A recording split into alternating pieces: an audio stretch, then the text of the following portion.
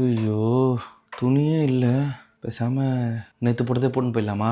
நேற்று அந்த இடத்துக்கு தான் போன் போனோம். அந்த இடத்துக்கு மறுபடியும் இன்னைக்கு போன் போனால் தான் கொஞ்சம் சிக்கமாகும், தெரிஞ்சிடும் எல்லாருக்கும். அதனால் நேற்று போட்ட ட்ரெஸ்ஸை வேறு இடத்துக்கு போன் போனேன். பார்த்துக்கலாம். அழுக்கு துணி தானே நம்மளுக்கு கரெக்டு. எவனா குளிச்சுட்டு அழுக்கு துணி போடுவாங்கடா. நேற்று கோபாலும் செந்திலும் தான் வந்தாங்க. சைஸ் வரல. சைஸ் எப்போ ட்ரெஸ்ஸை பார்க்கல. அப்போ ஒன்றும் தெரியாது. இப்போ சைஸ் தான் இன்னைக்கு வரான். அது பிரச்சனை இல்லை. நேற்று போட்டதுன்னு தெரியாது. ஒன்றும் இல்லை, எஸ்ஐலாம். இந்த பேண்ட் அவர் ஒரு 10-20 வாட்டி போட்டிருப்போம்.